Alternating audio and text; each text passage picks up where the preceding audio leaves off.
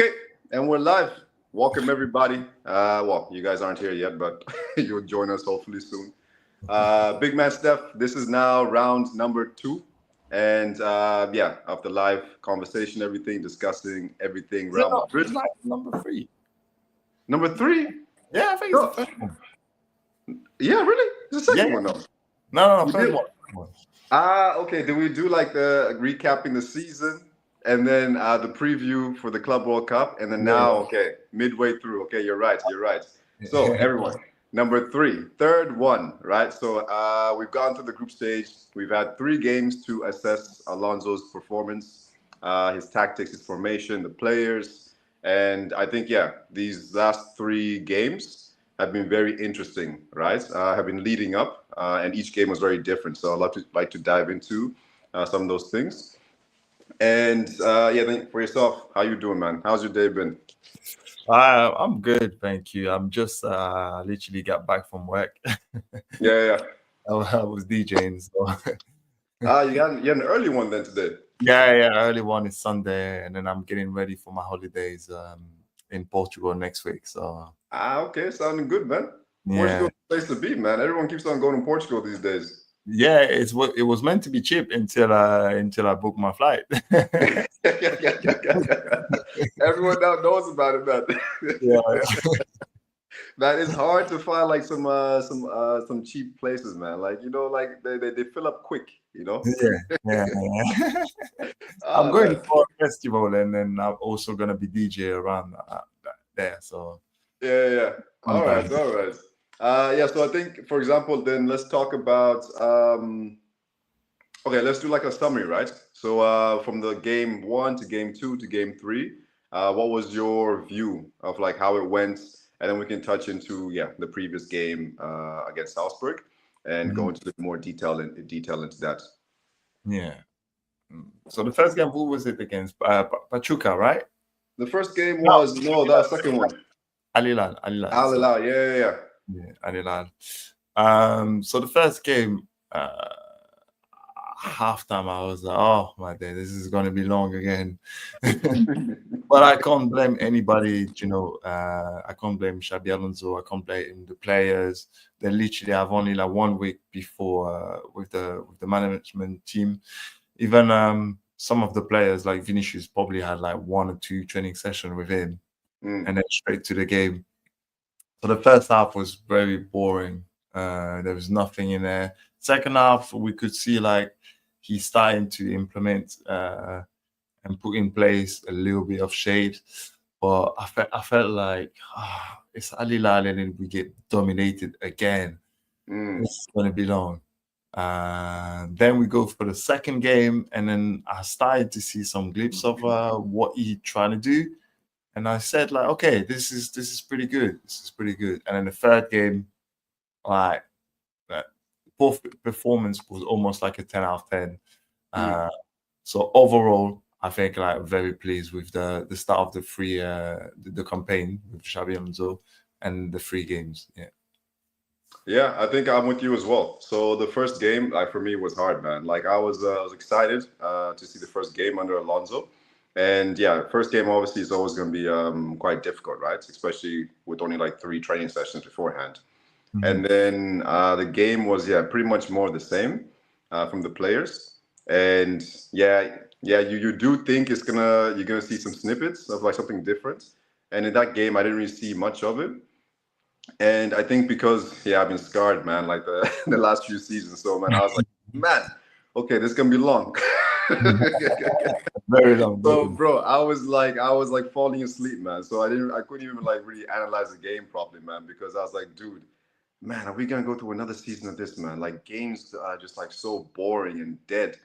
So that's but I know, for example, like some people were talking about Hausen and how he performed, and to Meni as well. So but I didn't spot it then.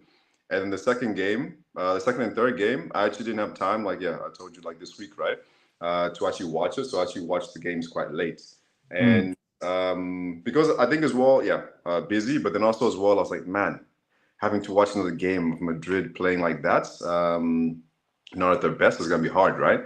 So then I was like, okay, finally watched them back to back as well, man. Never done that before. Oh man! And then the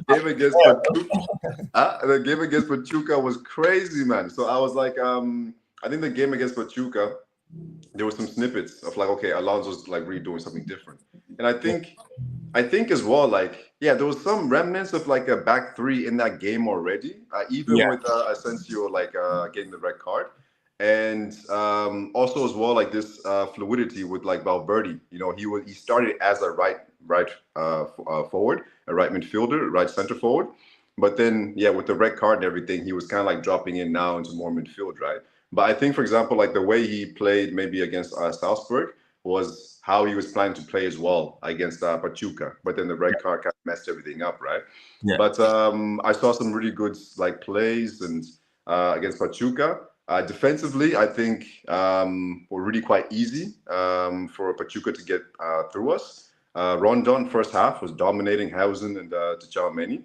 And then it was so easy, man. Like it's been so easy for a lot of teams to get from in those pockets between the midfield and the defense, right? And even though overall, like I saw some really nice stuff from Guler. Like Guler shined that game, man. Honestly, Valverde, excellent game. Yeah, I really saw some nice stuff.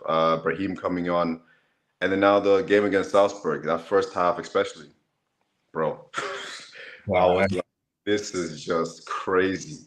Bro, I was like, how do they already know like their pressing triggers already? Just like that. Like honestly, the pressing was on point. You know, like they weren't it wasn't just like aimlessly running like Bellingham was doing, right? And yeah, mainly Bellingham and Finney, whatever, like aimless running, right? It was really like now they knew exactly, okay, this person gets the ball, we press. And every it was almost like 80% there it was coming off. Like we were winning so many battles, like something that Madrid we haven't seen like in a long time, right? So I feel like that was super impressive, right? And I think, yeah, like you said, man, 10 out of 10. Honestly, like every player, like who the starters, 10 out of 10, man. Like even, dude, I was looking at Garcia. I was like, dude, what a player, bro. Like he started not making people. It was the first time I'm seeing him taking on people as a left back. Yeah. Last time we had this conversation talking about Fran Garcia that he doesn't take on people.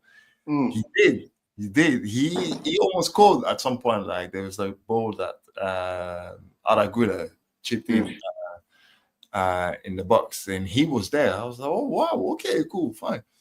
If this is the Garcia that I've seen here for this season, I'm keeping it. Oh, keep him. And he's our left back, man. If he plays like that every single game, he's a left back. Yeah. Honestly. So like I think go ahead. I don't know about you. I don't think this formation is 3 at the back. Okay. I think it's still 2 at the back, but it's Tchouaméni's role that is very hybrid. So he starts in the middle, and then he drops straight away. As soon as we get the ball, I think he does.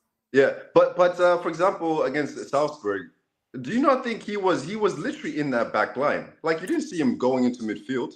No, when we're defending, when we're defending, like he's that center, that pillar, right? He was talking about. And then when we're attacking, it's still those 3 at the back, and then you have everybody else in front. Yeah. But you never had Tchouaméni stepping into midfield. You had maybe Hausen stepping into midfield, but I didn't see Tchouaméni stepping in. Yeah, I think it's because the midfield was already covered by Arda Güler, because Arda Güler has been amazing like in this position for some reason. Like he was amazing in that position, and because Bellingham and Valverde, we talked about it last time on the video, that Valverde and Bellingham are playing exactly the way they should be playing. And actually, I even think Valverde is even higher than Bellingham. Yeah. I don't know if you noticed this. So from then, I believe, because like if you think about it, Trent wasn't that high. Yeah, exactly. It wasn't that high. He was like as a right back. That's what I'm thinking. We were not playing like 3 at the back. I think we were still keeping 4 at the back, but then Tchouaméni was going deeper most of the times. That created space for Fran Garcia to come up and maybe this is the solution going forward, but that allows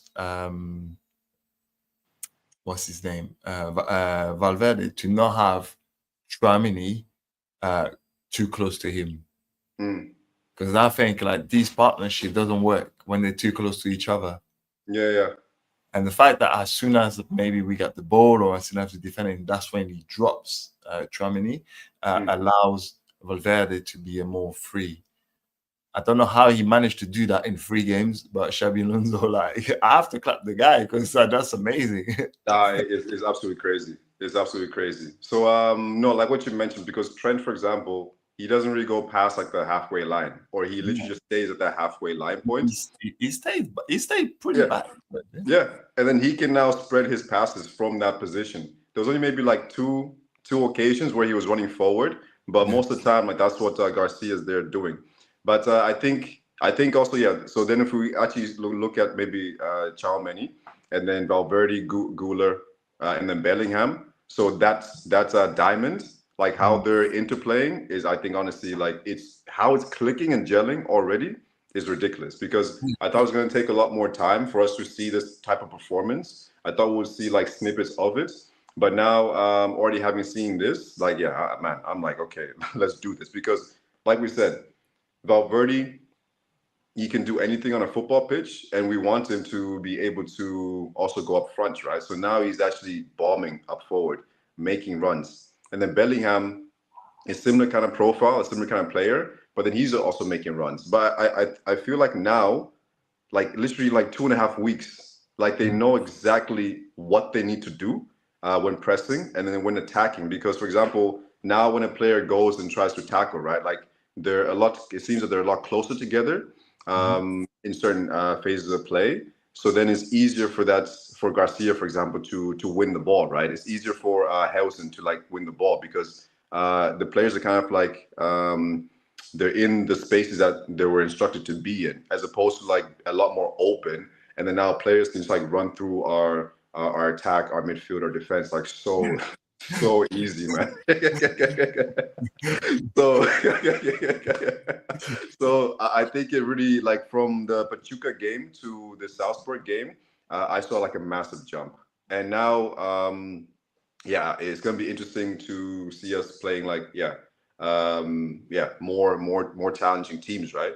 Juve, I don't really know how they've been performing this season, so I don't know if there will be the challenge, but I think me as a fan, I've already seen enough for me to get like really excited for this season coming up, right? This game, to be fair, reminds me a lot of the game against Atalanta. Not in the Super Cup, I think it was the European Super Cup. But in the Champions League, I've seen this performance from the team last season.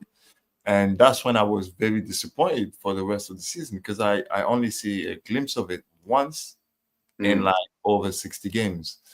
That didn't make sense to me. I think the players could always, they always had the abilities to do this. They just had that the wrong informations given by the manager. And this is when I said, when you have such a young squad, you have to give them instructions. You have to tell them how they should play. You cannot rely on experience, because they don't have that experience enough to control the games for themselves. And that's why I think Xabi is going to be amazing. It's going to be amazing just by telling them what they need to do. There was a game, I think it was the first game, and you could hear it because the fans, they were not so loud. But Vini didn't track back, or didn't like he wasn't in the right position, and you could hear like Xabi screaming at Vini, and Vini straight away after that he put himself in position to be there when he was needed, and then after that, the rest of the game he did it. And this is what I said, compared to Ancelotti, he was not telling them anything. He would say, just do whatever you need to do. But players young, they're still learning. and this is exactly why Ancelotti is going to make this team like crazy. But Yes. it's only So the like that's one thing I noticed was like on the cooling breaks, like it also the what we're seeing anyway was that Alonso was talking every single time to Vinny, telling him exactly what he needs to do and changing. He was talking to a lot of the players, but yeah, what we saw, like I could see he was talking to Vinny quite a lot, every single cooling break. So that information is like what we need because, for example, like Vinny now, yeah, he's not doing like that much running, like because it's now an organized system. He's now doing more accurate, like pressing, right? So it works out better for him because yeah, the whole team is pressing as a team. So now no individual player has to do kind of like aimless running, right? So I think this instruction is like super key, and I think Guler. I was listening to another review, and they were talking about how so Gula, I think Gula made an interview and he was talking about how Alonso has been speaking to him quite a lot since he came. So he's feeling seen, by Alonso, right? So whereas like, yeah, already Ancelotti, yeah, we didn't see him speaking to any of these, like, yeah, Gula, Endrick, and things like that, Valverde, Bellingham. Yeah, I didn't really see that much communication. He was shouting on the touchline, but don't know.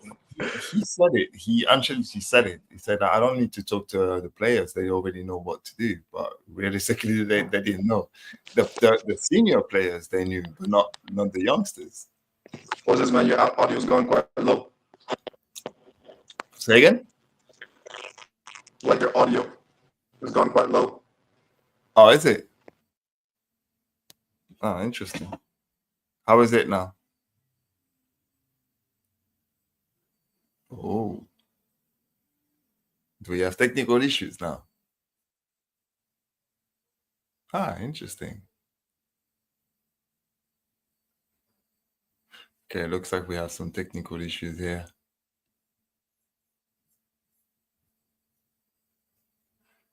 Well, hopefully he's going to be able to come back.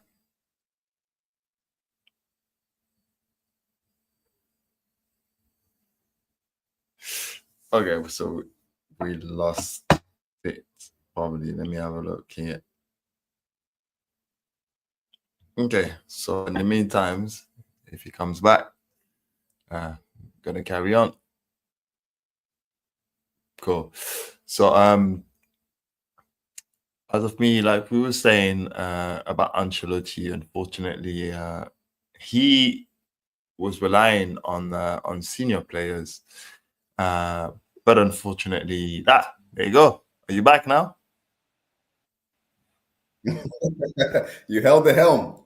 Yeah. I was trying to talk about. Yeah, man. Like phone died, so now I'm on the. Oh, your phone died.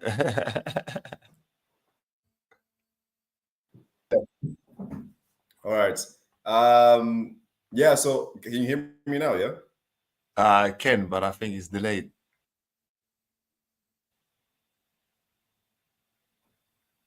Oh, you need to charge your phone. You need to get back on your phone for sure. Yeah. Okay. Give me a sec. Okay. Going back to what I was saying is, I believe Ancelotti was relying on experienced players, but he didn't have that anymore because most of them were injured or left, like Toni Kroos and Nacho. I am surprised that they adapted that quickly, but at the same time, I'm not so surprised. These players have been signed to play for Real Madrid for a reason. That means they have the abilities to do so. They only needed the right manager, and it looks like we found the right managers to do whatever they are supposed to do. So yeah, hopefully Soli's going to come back soon. But in my part, guys, if you're still watching this, we have seen something very interesting in those last two games. I'll say not the first game, but we're going to touch down also on the first game because this is the only game that I have Rodrigo started. And I think this needs to be a subject as well. Rodrigo is a big subject at the moment in the Real Madrid community. I'm gonna wait for Solly to go a little bit deeper on the subject. But this is a tricky situation for Rodrigo right now. I'm a big fan of Rodrigo. I'm a big defender of Rodrigo. And I believe right now he's in a hot spot. In a hot spot that I believe he put himself into, unfortunately. I'm expecting a reaction from his side, but it looks like it looks very complicated. He needs to be able to to work on this. He needs to be able to compete with other players, but also I think it's the will. Does he have the will to do it? And from the first game that I saw, he has his assist. That was good. It was great assist, honestly. But it's not enough. It's not enough because he doesn't show that he wants to be there. And I'm actually a bit disappointed with this. You can be in a bad form. That happens to everybody. I think Rodrigo overall, regardless of the stats that Vinicius has, I still believe like Rodrigo had a better season. Vinicius had a better stats, but overall Rodrigo had a better season. But regardless of how Vini was performing, and it was pretty poor, he still had the desire to try and to do whatever he thought was right for the team. But at the moment, for the 3 games, and I'm saying 3 games because even in the second game, I could see on the bench that it felt like he didn't want to come in, and that's not the right attitude to have when you're in that position. I'm 100% sure he wants to stay. I'm 100% sure he wants to succeed in Madrid. And even if he leaves now, he's gonna leave with 2 Champions League, two Ligas, and 1 Copa del Rey. If it's not 2, I think it's 1. So it's still a successful career that he had in Real Madrid, but it needs to carry on. It doesn't need to finish right now. But for that, he needs to put the work on. He needs to put the shift on. And haven't seen him doing this. Like he's the way he came on the 3rd game against Salzburg. This is not good enough. This is not good enough. You need to do better. And it looks like Xabi Alonso is trying to tell him like, you are not doing enough right now. This is why he was put on the bench the 2nd game, and this is when he didn't even come on. This is why he was put on the bench the 3rd game, and he didn't come on. And boy, he came on, but didn't perform the way he was supposed to. But Xabi Alonso was still talking to him. It looks like he's still trying to like save it for him. But only Rodrigo can do the efforts necessary to stay in the squad. I think he still have a spot in the squad, but he's gonna have to fight for a position first in the squad, and then as a starter. There will be like different shape and different formations in the. Okay, coming back. Okay. Hey, Yeah, man. Okay, sorry about that, man. that's okay. So I was on a monologue. To be fair, I was touching on Rodrigo's subject because I think it's a big Oh, part of what we should talk about. What do you think? Because I was speaking about Rodrigo for the last 2 minutes, but what do you think? So, actually touching on Alonso, I think what I've seen so far is like how quickly he's changing things when it doesn't work, right? So each game he was showing like different tactics, right? And the first game, I think one thing that didn't work was Rodrigo and Vinny. I think that was probably the worst thing about the game, right? It was more the same. And then in the next two games, he changed that, right? And now we're playing with two forwards, and then either Bellingham or Valverde up front, right? So I think this is actually a really nice system, and it's worked for us in the past as well when we've had Valverde in that right midfield. We're actually quite like him, because he can offer exactly what he offers in midfield, but in that position, right?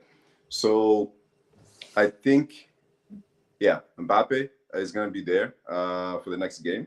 I don't know if he'll start, but I think playing two out of those three is probably the best way to go about it.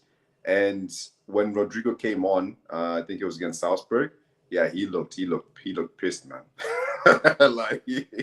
Man, his eyes were red and everything. Like, man, he was not happy. But the thing is that, like, he also didn't put in a good performance. He didn't really do anything like differently, right? Whereas, for example, you have Brahim. He looks like he's getting back to his best, right? And so the competition is really up there. So I think there is definitely we can still get the best out of Rodrigo, but he needs to. I think going forward, I think the best way is actually for us to maybe play two out of these players, because the three of them, it hasn't really worked, So, like you said, there's going to be a lot of games, so there is going to be opportunities, but it just means that he's not going to be starting all the time, right? It also means for Vinny, like neither of them have to start all the time, So especially now, like if we're gonna have Endrick, I want to see what he can do with Alonso. And then as well, Gonzalo. Like I'm hoping that they have him for the first team in the coming season.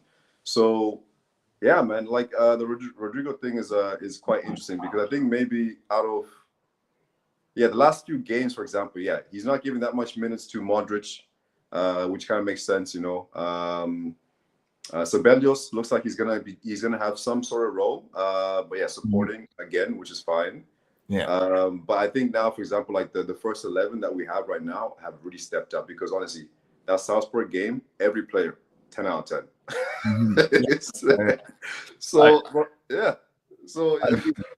I agree. Everything that you just said, like I agree with you. I was saying the same thing about Rodrigo, same thing as you said. I think he needs to understand that there is competition now, and then he can do a lot for this team, but he has to earn his spot. Like you said, he came on, and I was very disappointed with the way he came on. Like maybe something is going on, and I'm not saying in terms of like between him and Xabi Alonso, because they looks like they talk a lot. Even during the game, you could see, like at the end of the game, whatever, he went to talk to Rodrigo, whatever. Maybe something is happening. Maybe he's in personal life. Maybe he's not feeling great. That can happen. Maybe it could be like it's Real Madrid. It's Real Madrid. And then when you're at Real Madrid, we understand. We understand this, but you have to get back up. And the difference between him and Vinicius, and I still believe like Vinicius Rodrigo had a better season, but Vinicius has much more. The stats are talking for itself. Well, how can you say Rodrigo had a better season than Vinny? To me personally, there was a time when the three of them were bad, and then the best of them was Rodrigo. Yeah, but for example, okay, like that period, I think maybe it lasted maybe 2 months or something. Like Rodrigo, really performing. But it's like, okay, out of that performance, where were the goals? Where were the assists? Where were the key passes? There were the goals, but I think what it was, Rodrigo started very well. I don't think it was two months only. There was 2 months when he was on fire, but there was the start of the season. He started very well. I think he was one of the first one to score actually, and then he got injured. When he get back, he was still good. Then from February, he didn't do well. But Vinicius, there was not a time when we said there was like games when we said, oh, he's back, but he wasn't. There was only one game. And then after, for like 5 games, he was missing. And then he comes back and he scored a hat-trick, missing again. That's why I said in the whole season, I believe Vinicius Rodrigo had a better season, but in terms of stats, Vinicius clears him.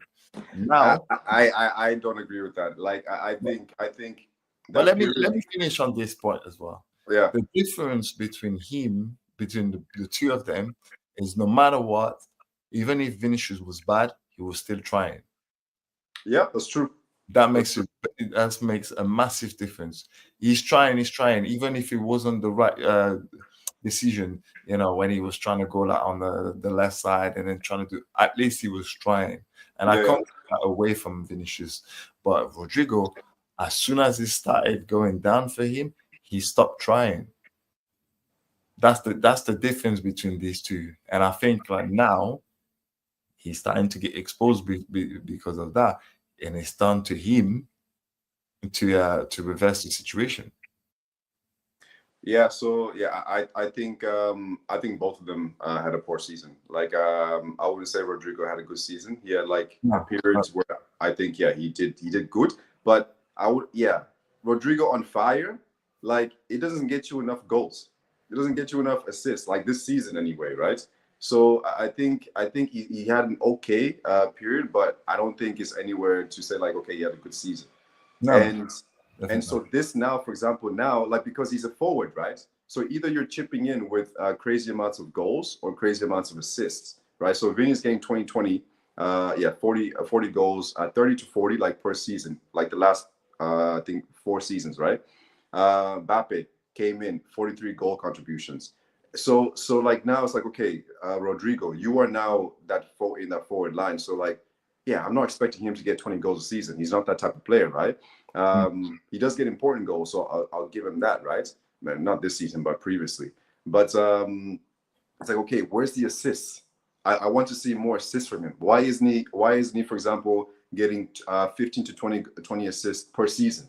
That should be a given, right? That's what, for example, what Di Maria was offering us, right? Like crazy assists. That's what that also was offering. So it's like, for me, I feel like I'm still waiting for Rodrigo to really shine. I'm still waiting for the best Rodrigo to really shine consistently. So this, and I think now, once again, he's at Madrid, and I think the players understand that. Okay, I don't think anyone's spot is guaranteed. Yeah. So I think now we're actually seeing the best of these players, right? And this is, for example, what good managers do. So if Rodrigo ends up staying, then I think Alonso will get the best out of him, because we've literally seen him get the best out of Frank Garcia.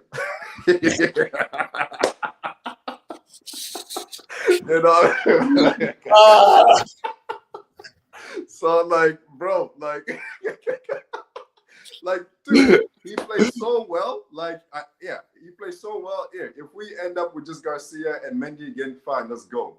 But ideally, let's go. Let's go. I'm on board. But then, I think we should now mention also our new kid in the block. Oh yeah, let's go. Gonzalo. Honestly, we talked about it before. I mentioned to you that I've seen him play in the Copa del Rey, the way he came on and he scored that goal. There was we won 3-2, he scored at the end. But it was not only the way he came on and he scored, and I think it was the way he played. And he had a different profile than all the strikers that we had. I personally don't think we should get another striker. And I think it's the times to give the chance to somebody from La Castilla.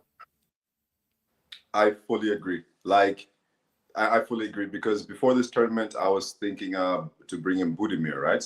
And you were against it. And then now I'm like, okay, for example, if you have the choice of Gonzalo or Budimir, Budimir is going to get you 10, 15 goals, depending on how many times he actually plays. Gonzalo, we don't know. He's more of a risk. But in these 3 games, I have seen like crazy amounts of game intelligence from this kid. And man, this is the intelligence I wanted from our front 3 that whole season. Like, dude, he's just doing these simple flicks, simple assists, simple passes. Simple. He keeps the ball moving. Like that's so Yeah. so simple. That's like what we were missing last season. Like on that front three, and also including Endrick, they just want to run with the ball. It's like, guys, there's other options, there's other ways to do it, right? So for me, man, I think keeping this kid, and then now you have Mbappe, Endrick, and then Gonzalo. And yeah, the Endrick also now is going to have, he already has competition, but in terms of like that's second striker, he now has somebody who's let's say, for example, he in those 3 games, he has performed better than Endrick has done that whole season, right? Yeah. And I'm a big Endrick fan, but he has showcased what he can do on the pitch, goals, assists, keeping the ball moving, positionally, really good. And yeah, that's going to improve, right? But I really feel like all these players are going to improve a lot. And for example, the other kid, Munoz, he comes on 5 minutes, and I'm like, dude, man, this kid also has something. Like he does, but he's all over the place, the kids. But I don't mind him coming on for the last like 10 minutes, 5 minutes. Yeah, I know. So for him, for example, I know he's raw, he's a kid, but he just tries. He just tries, and exactly. Last 10 minutes, come on, do something. Like I think it could be quite interesting. So I think we're seeing a lot of good things, man. Like for me as well. So so you're saying Gonzalo for this season, keeping him? Yeah, no, I agree with that. And okay, and then I think as well, we didn't touch that much on Captain Valverde and Bellingham. So, all right. So, Valverde is one of my favorite players, and I believe this is both of them. They've been unleashed. Both of them have been unleashed. The only issue that I would say to you is, unfortunately, Jude Bellingham going to be missed for 2-3 months because he has his shoulders operation. And this is why, like Brahim, I think Brahim is going to be very important. I'm not saying he's going to be the one replacing Jude. I could see Camavinga, in that position. I could see Brahim, but there is also Mastonchuano that is going to come to replace Bellingham. So if you think about this, we have 4 strikers, 5, included Gonzalo. Is it Garcia? Gonzalo Garcia? Yeah. So we have 5 strikers with the season. So starters will be Vinicius, Mbappe, Rodrigo, Endrick, and Garcia as backup. And in the midfield, if we're playing at 4 of them, think about this. We need at least 8 players there. With Mastonchuano, I think we have those 8 players. Yeah. So like with Mastonchuano, I haven't seen like playing a full match, right? So we'll see how he fits in. I don't know how quickly he'll adapt as well, So that's also going to be interesting. But I think Brahim, because Brahim, when Jude was out last season and the season before, and he's had to fill in, he comes in, he does the job. Like there were so many matches before his injury where Bellingham is out for a game or 2, but I was fine with that because I was like, okay, now Brahim gets his chance and he comes in, he scores a goal, he gets an assist, he does something, right? So I think we've already kind of seen the quality that Brahim is also getting back to his best as well, right? Because if Brahim gets back to his best, he's also one of those people who's going to be pushing for a starting position, right? Because he is that good. And the thing is, like, if he just, for example, if he didn't get that injury and then he kept his momentum going, he would have been. I think he would have been a starter for us last season, right? Yeah. So I think that midfield role, and as well, Camavinga, this also gives him an opportunity, right, to also stake his claim, because right now is looking, man. I'm like, where's your spot? Guler's come in and he's kind of done something that we kind of needed you to do, this season, and you weren't. Well, you were injured quite a lot. You were injured throughout the season, but Yeah. He was offering that playmaker role that we were kind of crying for, right? And Camavinga did offer it like here from time to time. But now I think, this would now give him an opportunity to now also be like, no, like I need to be in this midfield, right? So honestly, I think a lot of players, their eyes have been open and now they really are playing for their spots, right? Because by the end of the season, for example, next season, after next season, there's also going to be like players coming, players going. So it really is like a probation season for a lot of these players. So you really have to perform, and I think that's always good to have with these top players. So yeah. Check your microphone, maybe. I think it's... Yeah, man, it's crackling a little bit. Okay. What I can do, give me 1 minute, and I'll be back again. Yeah, I'm taking over again. I'm gonna take on the two new players as well, Trent and Dean. Okay, what's happening? Because the audio is really bad now. Okay, no. Okay. Right. So I been very impressed with Dean. I think Trent still need to adapt. We haven't seen the trends that we want to see, but I'm surprisingly. I'm not saying happy, but the third game was to me his best performance, and I could say that yes, he surprised me because he could actually stay at the back. So now, can he defend? I'm not sure. It was only Salzburg, but I was pleased with his performance. It wasn't the greatest one, but he understands what it is to be a right back, which is a good thing. And Dean is a very what can I say about the kid? The kid is amazing on the ball. It's just it's just refreshing to watch him. I'm still hoping that somebody else will take over Rudiger, because Rudiger is just so bad on the ball, and we could tell it's just ridiculous watching him compared to other players. But Dean Huijsen's been a fantastic new additions in the squad. So yeah, let's see how this season is going to work for him. But I expect him to be one of our leaders. Okay, so man, okay. This stream all over the place, man. Yeah, but it's good. It's entertaining. I was talking. I was talking to Trent and Dean. If you wanna touch on them as well. So, what were you saying about Dean? No, sorry, what were you saying about Trent? Trent, yeah, I started with Trent. I'm still a little bit worried, but the third game, actually, it's not that I was impressed, but I was like, okay, he can actually defend. He knows that he's a right back, which is a good thing.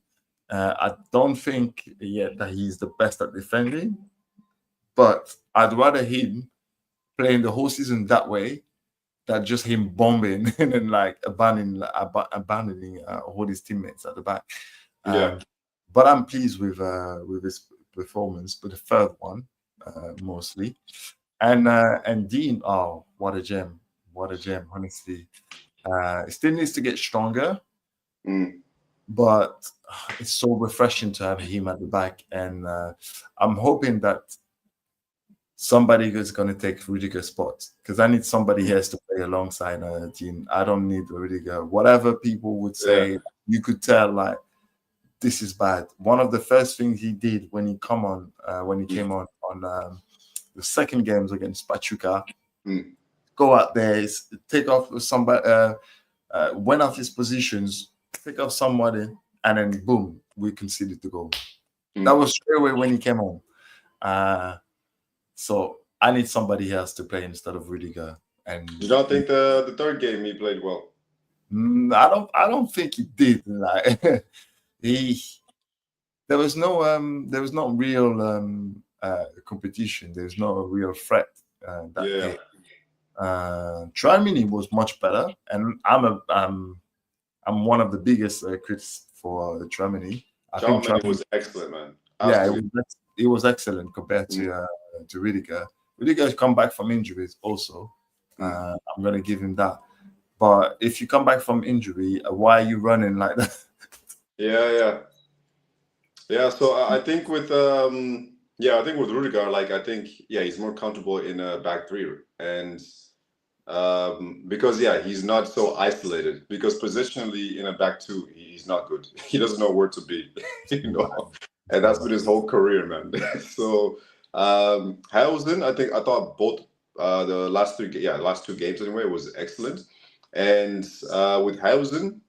I think, it's early days, but for example, I think he also needs to adjust like to a back three, or when we do come back into a back three, because he can play the role well and he did amazing. But I felt like he's more comfortable in the back two, because I think in the second game, he just looked more comfortable, better on the ball and interceptions and everything. But both games were good. Yeah. Huh? Because Rudiger wasn't there. That's why. Rudiger wasn't there, man. And so I think with Hausen, man, like he also he was getting a lot of interceptions, a lot of clearances from corners and everything, a lot of tackles. So I think he really does know how to read the game. Trent, I think it's quite interesting how he's been deployed at the moment, because he's just like in that central position. He's on the halfway line. And from there, he's just spraying his balls and everything, and with the vision and all this kind of stuff. And defensively, we haven't been challenged. Like, he hasn't had to go up against like Dewey or something, right? He's gonna get cooked. So I think that's gonna be quite interesting. But I think I'm more hopeful based on that Salzburg game, because in terms of just we defending as a team. So if you defend as a team, I mean, for example, like Barcelona, I did it amazing for a long period with Pep Guardiola, right? And I mean, they had a midfield of Xavi, Iniesta, and Busquets. Xavi and Iniesta are not necessarily known for like their defensive attributes, but they were still. It was hard to get past them, right? So I think a lot of these things, it's like.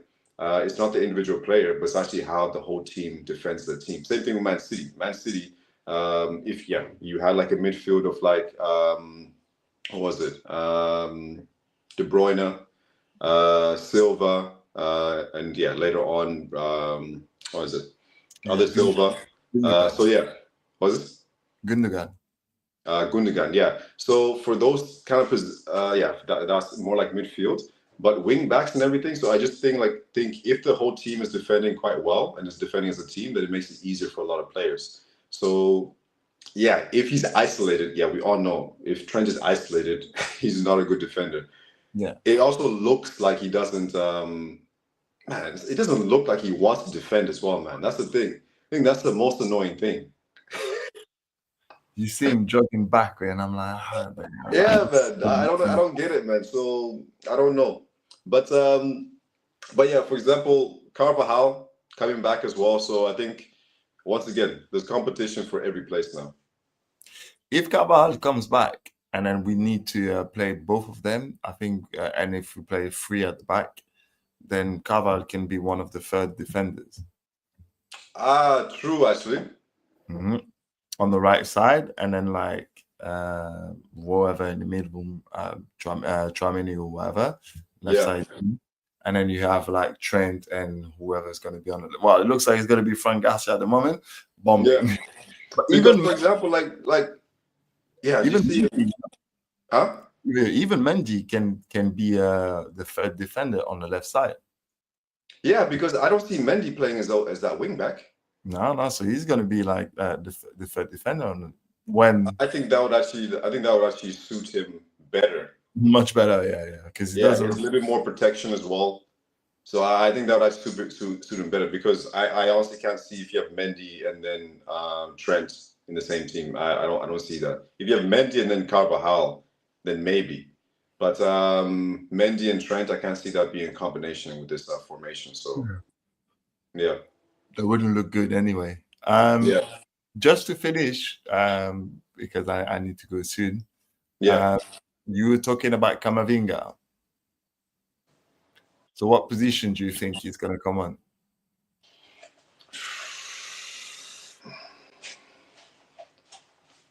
Yeah.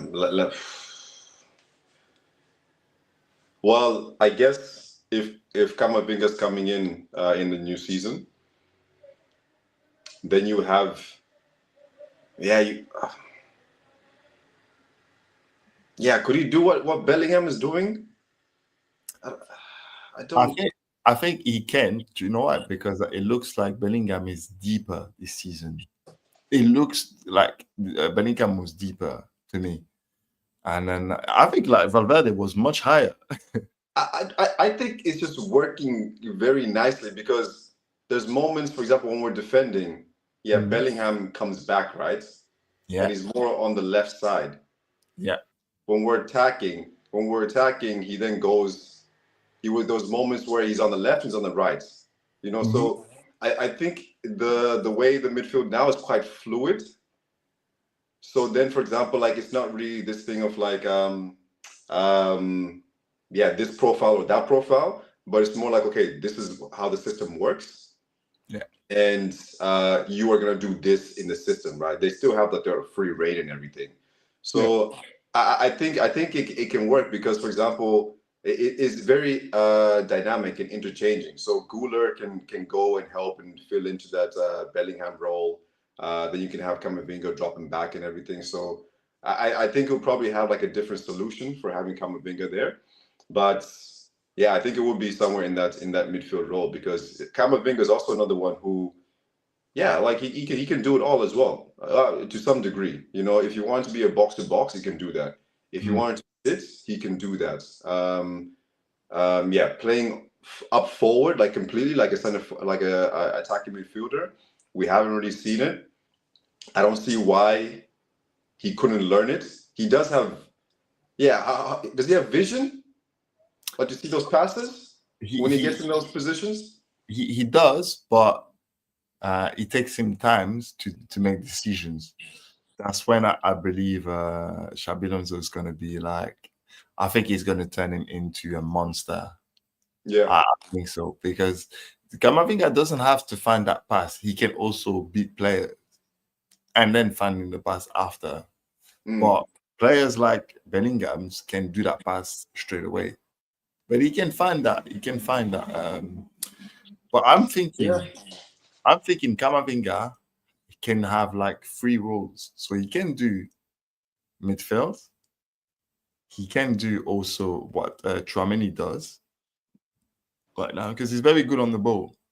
But mostly, I think as if we play 3 at the back, he can be a wing back as well, the left one.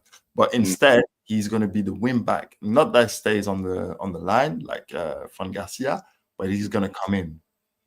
Yeah. That role that is very hybrid, that you're starting from the left side when we don't have the ball, and as soon as we have the ball, you come in inside. That's why I believe that could be good for him. But now he's going to have to accept this position because maybe with this information, he can accept it because we know with Ancelotti, he didn't like it because he was left back.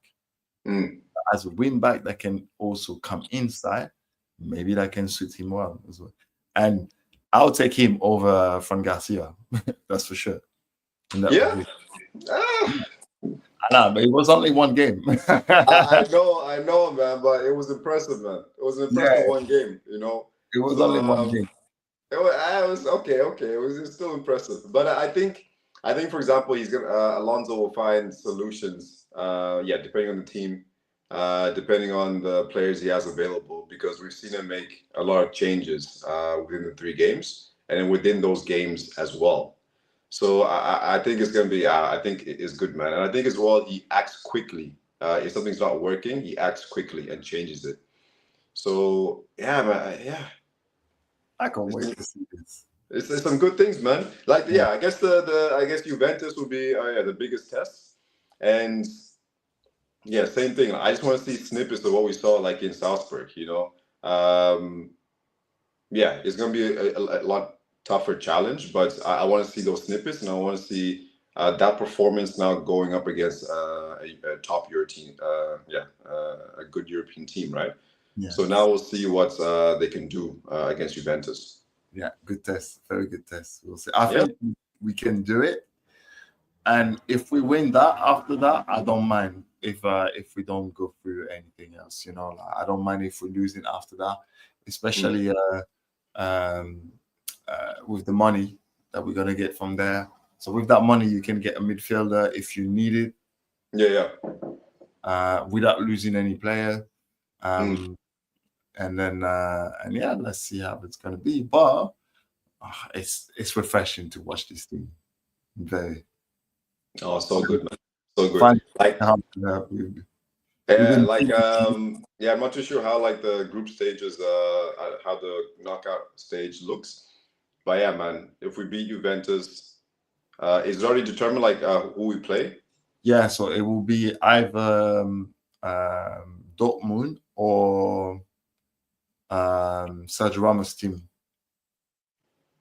Which So is we either playing against it's going to be either Bellingham versus Bellingham if we go through, obviously.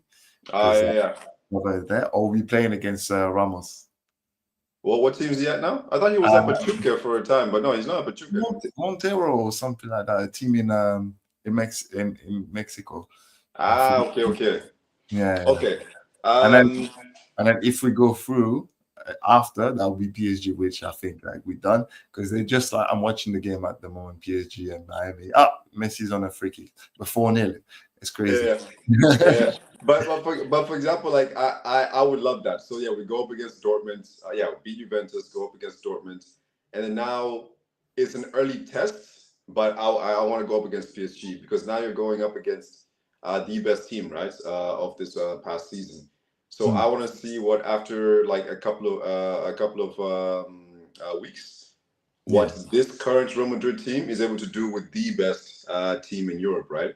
And then, for example, if we can beat them or if we can challenge them in terms of performance, then bro, boom. Next season we know. Next season we know. I don't trust it because the way like I think this team that scores too many goals now. They score like 4 against Atletico, 4 now again. Yeah. But might as well find out now.